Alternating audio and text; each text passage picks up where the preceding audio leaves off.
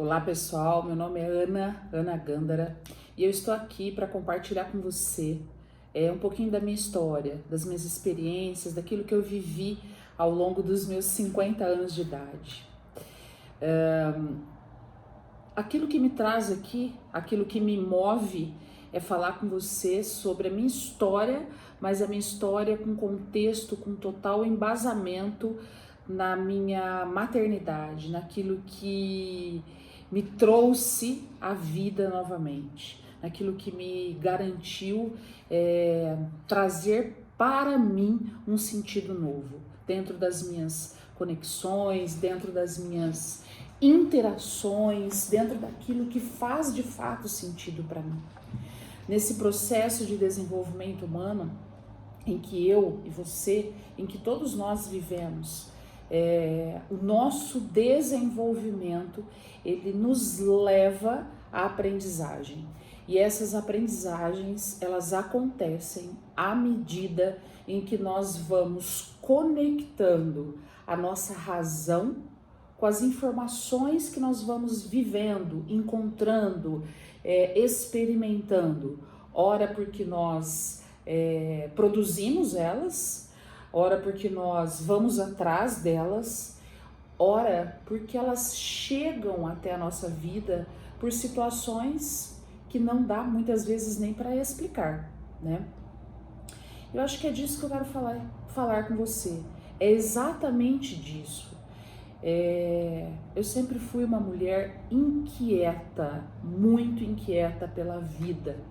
Sempre fui uma mulher muito inquieta, uma menina inquieta, uma adolescente inquieta, uma jovem inquieta, inquieta pela vida, pelas questões humanas, por aquilo que traz e faz sentido, né? Então, com 16 anos de idade, eu estava no boom da minha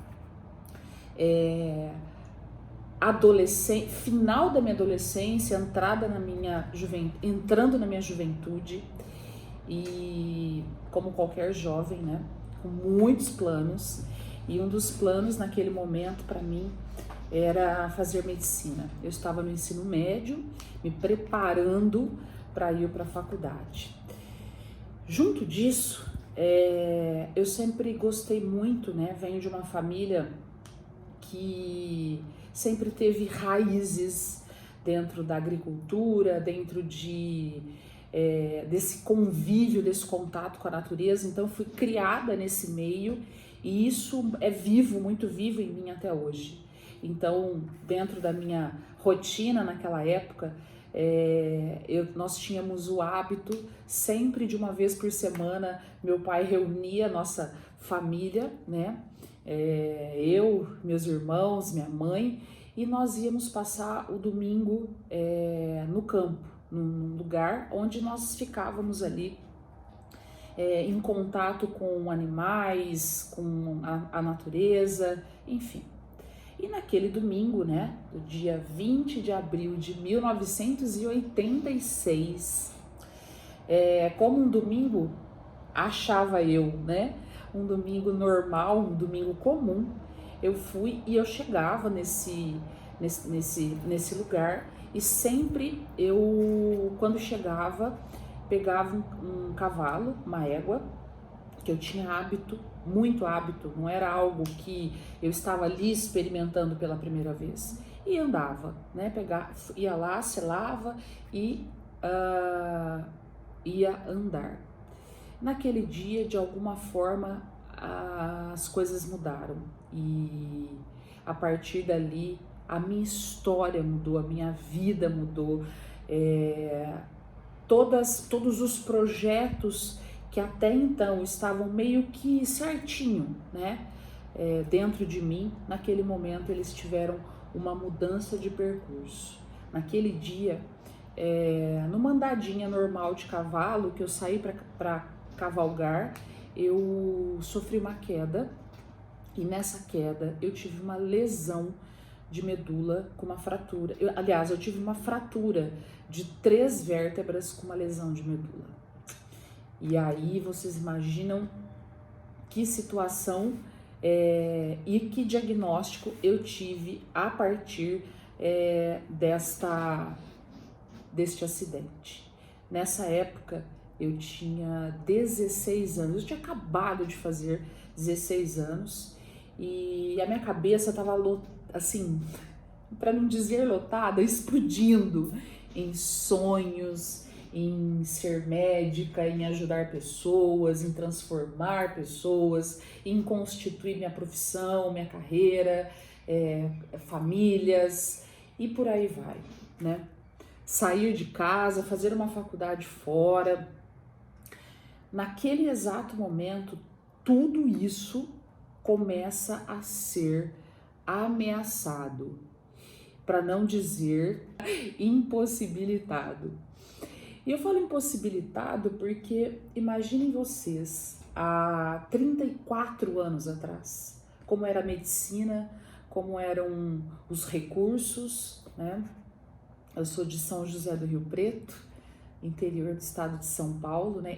Interior de São Paulo, né? Eu sou do estado onde a gente tem aí, vamos dizer, o meu estado, o estado de São Paulo, é um estado onde a medicina ela é avançada, porém, vamos dizer, naquele século, naquela década, as coisas ainda aqui tinham uma certa lentidão, vamos dizer, pensando e até olhando para aquilo que o médico, né, disse quando eu fui diagnosticada.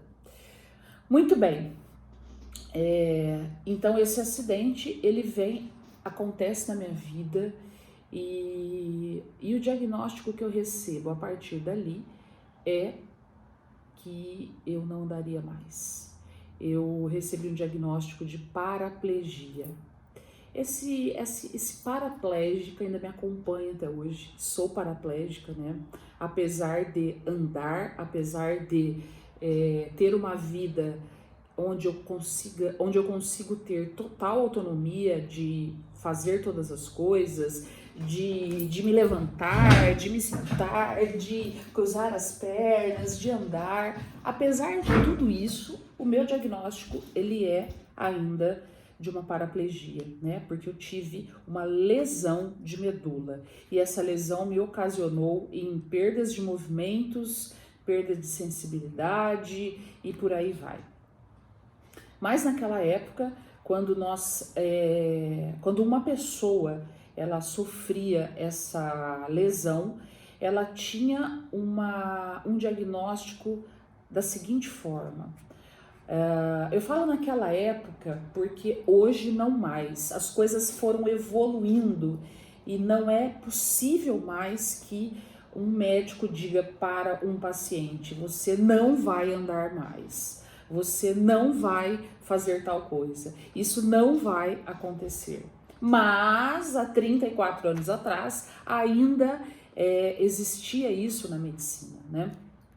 Então o médico ele disse para mim que eu não andaria mais e que o máximo que poderia acontecer na minha vida era eu ir para uma cadeira de rodas, caso ele não poderia ainda me garantir, mas dependeria dessa sustentação de tronco, né? Porque apesar da minha lesão ter sido L1, eu tinha da cintura para baixo, todo o comprometimento da cintura para baixo. Ele não sabia ainda como isso, o que isso acarretaria. Muito bem, eu vivi isso durante muitos anos, né? Esse acidente aconteceu, eu tinha exatamente 16 anos, e ele me disse: olha, Ana, o que acontece quando nós temos um lesado medular, um paciente com lesão medular? Nós dizemos para essa pessoa que esse lesado medular, né, essa pessoa com lesão de medula, que ela tem 1 ano para se recuperar, né? E o que ela recupera em 1 ano, ela tem para o resto da vida. O que ela não recupera em 1 ano, ela também tem para o resto da vida. Ou seja, eu tinha aí 12 meses pela frente para fazer acontecer, fazer valer o meu foco, a minha disciplina, o meu querer, a minha vontade, a minha disponibilidade. E assim foi. Em um ano, o que eu recuperei? Praticamente quase nada. Voltei a ter uma sensibilidade muito parcial na parte de cima da minha coxa, a parte do meu abdômen muito, muito pouco, mas ainda tinha um comprometimento total de esfíncter, não andava, não sentava, nada, absolutamente nada. Muito bem. E aí se passaram 2, 3 anos, eu fiquei grávida. Tcharam! Eu engravidei e naquele momento em que eu engravidei, eu vivi uma experiência muito maior do que aquela que até então eu tinha vivido, que foi a experiência do meu acidente. Por quê? Quando o médico diagnosticou a minha gravidez, ele disse: Ana, não há possibilidade alguma de levar essa gravidez à frente. Eu estava tinha acabado de tinha feito uma cirurgia, eu tinha tido uma peritonite, né? Eu tive um cisto no meu ovário e esse cisto, por eu não ter a sensibilidade, por eu estar muito focada também na minha reabilitação física, eu não tinha dores, eu não sentia dores, né?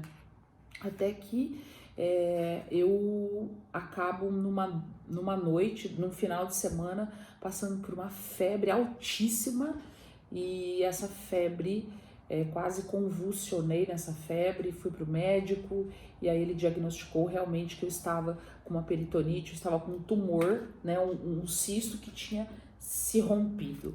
E ali eu tive que fazer uma cirurgia de emergência e nesta cirurgia eu acabei perdendo um pedaço do meu útero, uma parte, né, do meu útero, uma trompa, um ovário, e mais um tempo ali eu fiquei em recuperação e tudo que eu havia ganho até então, naquele momento, por eu ter de ficar me recuperando dessa cirurgia, eu acabo perdendo movimentos, enfim.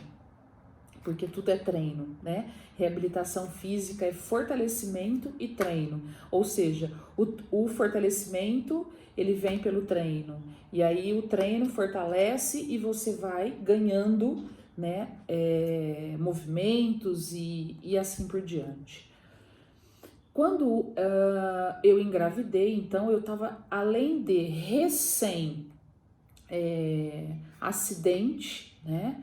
Porque eu tinha 19 anos, faziam 3 anos que eu tinha me acidentado, eu tinha acabado de fazer uma cirurgia, fazia 6 meses que eu tinha feito essa cirurgia. Então o médico me diz, olha, não há possibilidade, tanto pela sua reabilitação física, quanto por essa situação que você acabou de vivenciar. E ele falou, olha, a minha sugestão então é que você tire esse bebê. Eu disse para ele, olha, doutor, vou te dizer o mesmo que eu disse lá atrás para o meu ortopedista, para o médico que fez a cirurgia em mim. Eu irei andar. Eu não sei como ainda, eu não sei de que forma, mas eu irei andar. Eu não vou negar que isso me amedronta, eu não vou negar que isso me apavora, mas eu vou dizer para você que eu vou enfrentar. Eu disse isso lá em 1986 para o ortopedista quando me disse, Ana, você não vai andar mais. Então, doutor, eu vou dizer isso para o senhor agora, nesse exato momento. Eu terei esse bebê. Eu estou com medo, isso me amedronta, eu sei dos riscos, mas eu enfrentarei esses riscos, eu enfrentarei esse medo e eu terei esse bebê. E a posição dele naquele momento foi dizer para mim: ok, eu te respeito, mas procure um médico e a partir daqui eu não sigo com você. Perfeito. Procurei um outro médico e ele me disse: olha, eu aceito, eu entendo você, eu entendo a sua vontade, eu entendo a sua coragem, eu entendo a sua persistência, e só que eu preciso que o seu ortopedista nos acompanhe. E assim eu procurei meu ortopedista e ele disse para mim: olha, vamos lá, Ana. E assim eu vivi, gente, 9 meses à espera do meu bebê, da minha filha mais velha, da Ana Carolina, né? Durante 9 meses, foram 9 meses muito paradoxal na minha vida, porque ao mesmo tempo em que eu sentia uma alegria e uma vida gerada e gerando e crescendo dentro de mim, e isso me dava esperança, me dava alegria, me dava força, ao mesmo tempo que eu sentia isso, eu também sentia muito medo. Eu sentia muito medo de não conseguir levar isso até o final. Portanto, eu vivi esses 9 meses agarrada, né? Muito mais agarrada aos meus sonhos ou ao meu sonho de ser mãe do que ao meu medo de algo acontecer. Aqui eu quero fazer uma pausa nessa história e, rebobinando essa história, eu quero compartilhar isso com você. O quanto naquele momento parar e não permitir que o medo, que as incertezas, que as inseguranças, que as ameaças fossem maior do que o sonho que eu tinha e a vontade que eu tinha de ser mãe, de ter um filho, de ter uma filha e de me recuperar. E quase que junto, né? As coisas foram acontecendo junto. Naquele momento, em todos os momentos em que apareciam medos. Claro, eu sou um ser humano, né? Dentro da nossa humanidade, as nossas emoções, elas são necessárias, elas são úteis. Então, eu tinha ali o tempo todo emoções que me levavam, com possibilidade de me levarem para uma valência positiva ou para uma valência negativa. E eu tinha de treinar isso o tempo todo para que a valência negativa não conseguisse se sobrepor sobre a valência positiva. E isso é treino, né? Como tudo na minha vida até hoje, eu acredito que como tudo na tua vida, né? Aquilo que nós vamos treinando, acreditando, nós com certeza alcançamos e chegamos no patamar. Pois bem, foi isso que aconteceu. Eu consegui chegar no 9º mês de gravidez, sem nada, sem nenhum episódio de problema que me levasse para a cama novamente, nenhum episódio nenhum complicador de saúde, nenhum episódio de complicação. Eu fazia muitas ultrassons, né, para entender como esse bebê estava se desenvolvendo, e tudo estava se desenvolvendo de uma forma perfeitamente normal. Eu descobri que eu estava grávida de uma menina, da Ana Carolina, por volta de 5 ou 6 meses, mais ou menos. E aí eu já falava com ela, eu já trocava eu me conectava, né? E nessa conexão fazia essa troca e pedia a ela, né? Para que ela também me ajudasse, porque eu estava ajudando, né? E, enfim, Carol nasceu dia 9 de março de 1990. Eu tinha 20 anos e naquele momento, para mim, foi algo que eu posso dizer é uma das maiores conquistas que eu tive na minha vida, né? Primeiro, entender que eu sou dona das minhas escolhas e aquilo que eu escolho depende exclusivamente de mim. Claro que poderia ter algo ocorrido, e eu não estou dizendo aqui para você sair por aí fazendo escolhas que talvez não há possibilidade ou não haja possibilidade delas acontecerem, mas naquele momento, quando o médico me disse, você tem uma chance grande de não conseguir. Ele não disse, você não tem chance. Ele disse, você tem uma chance grande. Eu me agarrei na chance pequena. E essa chance pequena se tornou uma grande chance da minha vida, que foi a de me transformar em mãe da Carolina, depois de um ano, exato um ano, quando eu estava comemorando o aniversário da Ana Carolina. Eu passei muito mal na festa e no dia seguinte eu fui ao médico e descobri que eu estava grávida novamente, grávida da Isabela e da Fernanda. E olha só, naquele momento não vieram duas. Naquele momento eu tinha vivido de uma e depois experimentei uma gestação de duas, ou seja, eu tive 2 gestações e 3 filhas. Quando eu engravidei da Isa e da Fer, da Isabela e da Fernanda, eu descobri que eu estava grávida de gêmeas, eu estava de 4 meses, né? Naquele momento o médico já não me disse nada, né? Ele só me disse, cuidados redobrados. E eu disse, ok, já entendi, e levei aquela gravidez, né, de uma forma já não tão paradoxal como da Ana Carolina, mas sim levei aquela gravidez como uma vitória, né, como uma vitória a ser comemorada no final da gestação. E elas chegaram, mas não conseguiram. Na verdade, o médico optou por tirá-las quando eu completei exatos 8 meses, porque elas já tinham tamanho, né, para nascer, já estava tudo prontinho, madurinho.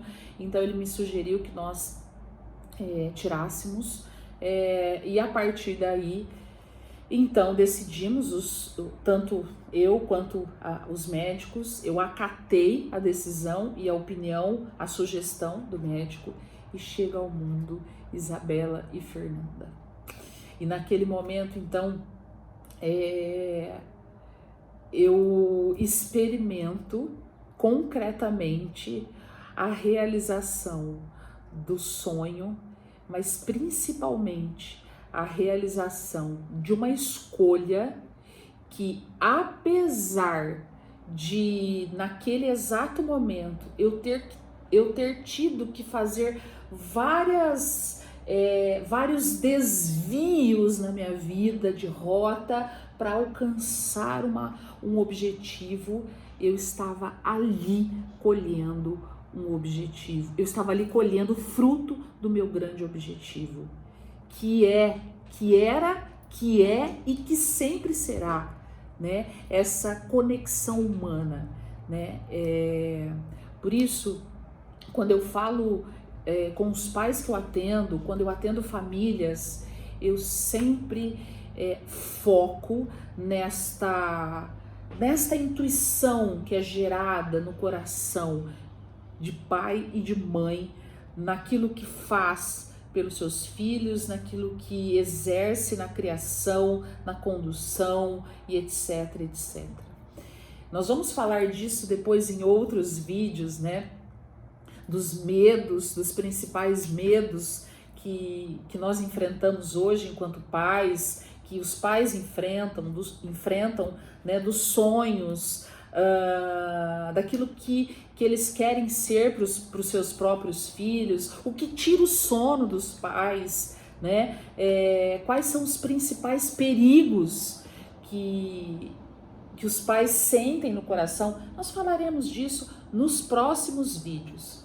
Neste vídeo, o meu único objetivo é dizer para você qual é o seu sonho, o que você precisa dentro deste sonho, o que você precisa ter para fazer valê-lo, né?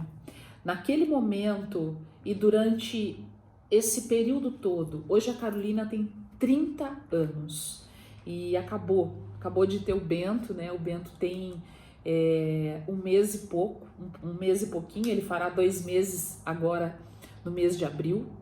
No mês de abril não, no mês de abril ele fará, dia 12 de abril ele fará 2 meses, no dia da Páscoa. Se passaram 30 anos, a Isabela e a Fernanda têm 28, e durante toda essa trajetória, o que eu posso dizer para você, o que mais fez e o que mais faz sentido na minha vida é esta conexão que eu tenho, que eu construo. Eu tenho porque eu construo com as minhas filhas a partir de quem eu sou, dentro das dos meus pontos fortes, dos meus pontos fracos, das minhas forças, das minhas fragilidades, daquilo que eu penso, sinto e faço, onde esse fazer se conecta ao fazer delas, e a partir daí nós geramos um novo fazer, e nós vamos experimentando tudo isso, vamos vivendo tudo isso. Lógico que hoje, numa dimensão muito maior, né, de autonomia, de reciprocidade, no sentido de elas já são adultas, né? Então, o pensamento é diferente, as ações são diferentes, a interação é diferente do que, por exemplo, quando elas eram pequenas, né? Quando elas tinham 2, 3, 5, 10, depois foram para a adolescência, enfim. Tudo isso não cai pronto na nossa frente. Tudo isso nós não vamos em nenhuma loja do universo e compramos, né? Nós não imprimimos uma receita disso, mas fazemos isso, construímos isso. Esse fazer chama-se construção. Eu construo esse relacionamento, eu construo esta forma de conduzir e a partir daí transformar isso num relacionamento. Dentro desta linha cronológica, dentro desta linha do tempo, nós iniciamos nos cuidados e vamos conduzindo, que é os cuidados ali, quando o bebê nasce, né? E aí nós vamos conduzindo isso para um relacionamento, até chegar, por exemplo, hoje, as meninas já eu com 50, a Carolina com 30 e a Isabela e a Fernanda com 28. O que nos mantém, né? Qual é a base, né, que nos mantém hoje? O nosso relacionamento. E esse relacionamento, ele foi construído, né? Foi construído somente com ações assertivas? Não. Ele foi construído também com coisas que, com atitudes minhas, que muitas vezes não tenha sido algo bacana, mas nem por isso eu estou condenando, ou a educação, ou esse relacionamento estará condenado. A maior dificuldade que eu vejo hoje nos pais que eu atendo, ou nos pais que me procuram, É exatamente isso. Essa premissa de acreditar de fato de que a educação dos filhos precisa e deve ser correta, certa, positiva 100% do tempo, né? É como nós olharmos para as nossas emoções e dizermos o seguinte: existem emoções negativas e emoções positivas. E eu vou dizer para você com toda certeza do mundo: será?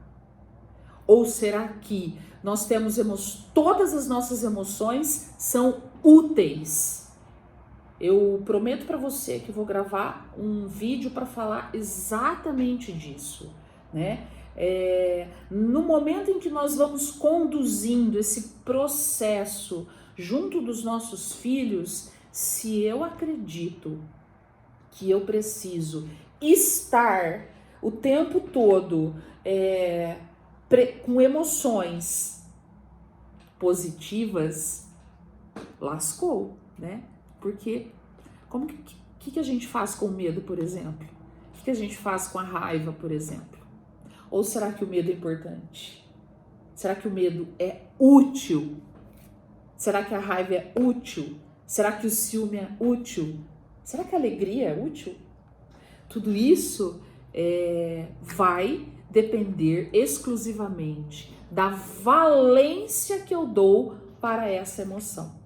Mas esse será um próximo vídeo que eu gravarei e disponibilizarei aqui para você, sobre o poder das nossas emoções frente à educação dos nossos filhos, tá bom? Eu espero que a minha história ela sirva para você como um impulso de você acreditar que só existe impossível para aquilo que nós não acreditamos. A partir do momento em que eu tomo posse daquilo que eu acredito, eu tomo posse da transformação do impossível pelo possível. Eu, Ana Gândara, sou testemunha disso. Posso dizer para você, com todas as letras, chegar até aqui não foi fácil. Sair de uma cama, né, de um estado quase que 100% de reabilitação física, sem movimentação, sem sensibilidade, sem nada, numa dependência 100%, desde a água até o banho, até tudo. Sair dali e estar aqui hoje, avó, é para mim a certeza de que eu e você, enquanto seres humanos, temos em nós a centelha da vitória para tudo aquilo que nós decidirmos e agarrarmos, tá bom? Se você gostou, me diga aí, faça suas perguntas, me diga, curta, compartilhe. Eu tenho vários temas que eu quero compartilhar com você, mas o meu objetivo principal é que você me diga aquilo que também faz sentido para você e faça sua sugestão de tema e aqui, né, a gente troque informações e eu quero trazer para você conteúdos que te levem a mudanças, transformações e muito mais, inclusive até do que isso, que leve até você essa certeza de que há possibilidade de nós nos permitirmos ser seres humanos, tá bom? Um beijo no seu coração e eu espero que esse vídeo seja para você nesse dia de hoje ou nesse momento que você esteja assistindo uma grande oportunidade, tá bom? Beijo no coração.